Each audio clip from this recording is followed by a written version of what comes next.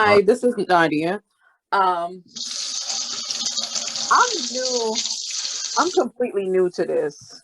Um, so I actually ran across your program on YouTube, and so after I complete the training, is it that you assign me to your brokerage? Like, how does it work after I complete training? That's a very good question.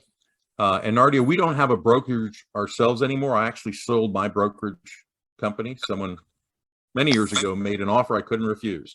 We have been training freight brokers and freight agents exclusively for the last 8 years, but we have many current freight brokers that completed our initial training and have gone on to set up their own freight brokerage firms. So when you're done with our program and if you want to become a freight agent, in our last module of our training program for freight agents, we keep a tab on who's advertising, who's hiring, as well as some of our previous graduates who now have their own freight brokerage firms that are open to hiring our graduates. On the other hand, if you want to become a licensed and bonded freight brokerage, then instead of obviously finding yourself a place because you're going to have your own license, we help you to recruit and train your own freight agents. So whichever way you go, we're going to do our best to try and help you build your business, or initially as a freight agent, if you're brand new, to find a spot with a freight brokerage firm. Okay. So, well, the route that I'm going is broker agent. Right. You want to work under somebody else's broker license and bond. You don't want to. Right. Just because I don't know anything about this. So. And that's the smart thing to do, maybe as you're starting. Yeah. So is it that, okay, so once I'm under the brokerage company, they provide the shippers and the owners, the truck owners? No, that is not the case. Now, some do.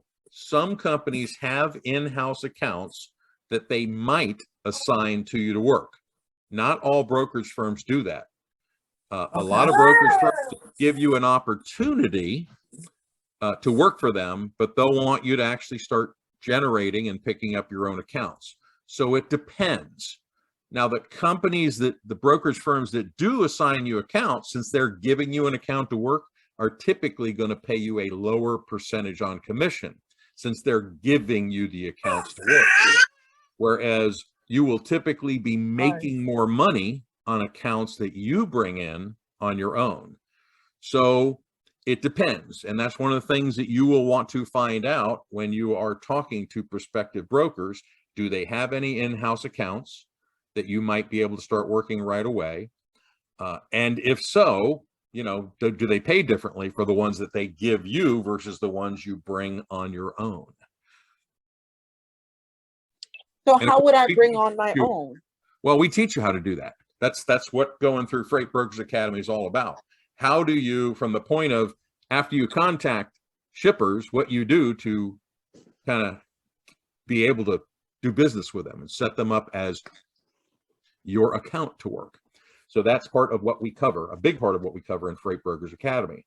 How do you, develop your own accounts and build your customer base? Okay, so what I mean is, like, is there a list of people that I'm calling? Like, how do I know what direction? Like, who am I calling? Okay, good question. How do you know who to call? Okay, if you're looking for shippers, here's what shippers are: people that need trucks to haul their freight. Manufacturing companies that make things. Distributorships, companies that sell and distribute products that other people make.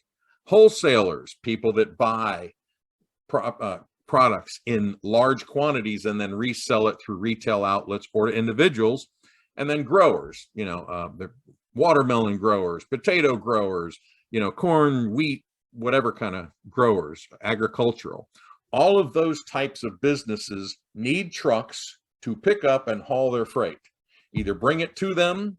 If they're a manufacturer, they might need trucks to bring the raw materials in, or the parts to put together things like an auto, to build an automobile, you've got stuff coming in from all over the place, lots of parts from lots of different places.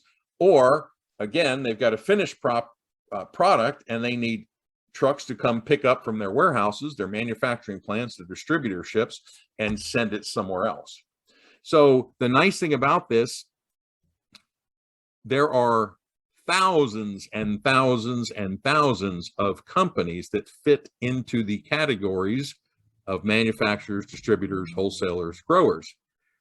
So what I recommend to new freight brokers and freight agents, hey, just pick any industry you have either an interest in, or maybe you have some background and experience in. Maybe you were in the pharmaceutical industry. Maybe you come from a background where you worked in the oil industry. Maybe whatever, you know something about automobiles. Maybe you know something about computers. And you might decide, I'm going to start contacting computer manufacturers, distributors, wholesalers, retailers, because I know a little bit about that business because I worked in it for 10 years. Or maybe you don't know anything about any industry, or you don't feel comfortable. You could just say, hey, I live, and Nardia, where are you from? What area? Where are you based? I'm in Pennsylvania. Pennsylvania. Okay, you're in Pennsylvania. So maybe you'll say, I'm just going to become an expert I'm going to build a huge base of trucks in Pennsylvania, and I'm going to help manufacturers and distributors and wholesalers in Pennsylvania. So you just start contacting any manufacturer, distributor, wholesaler within 100 or 150 miles of Philadelphia, Pittsburgh, or wherever you live. Not that it matters, because you can do the business from anywhere, but you're familiar with Pennsylvania. And maybe you're familiar with some of the companies, the companies that are based there. So you feel more comfortable contacting companies based in an area that you are familiar with.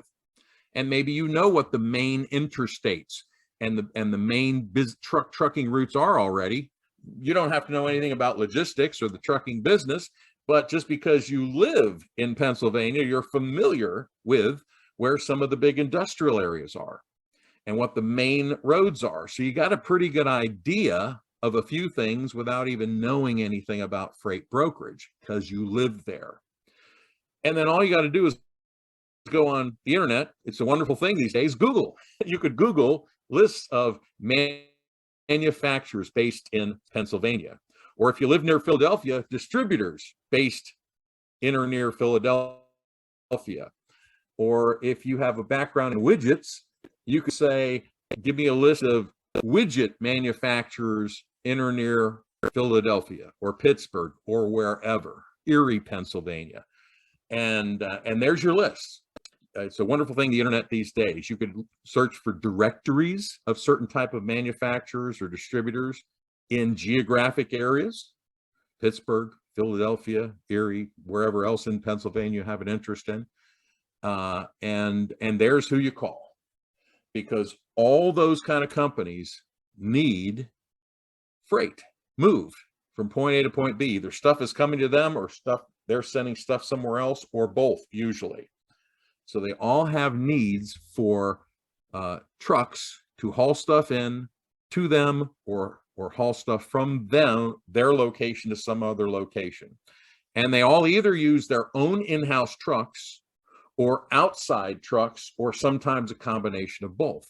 So they are all potential clients at some point in time. So finding and developing your client base is not complicated. Like I said, it's not difficult. It's simple. Get the list, make phone calls, ask the right questions, follow up if they answer the way we want them to answer. Yes, they at least occasionally use outside trucks for some of their freight shipments. And then we teach you what to do from that point to actually get them to become a client of yours, where they're using your services to line up trucks to haul their freight.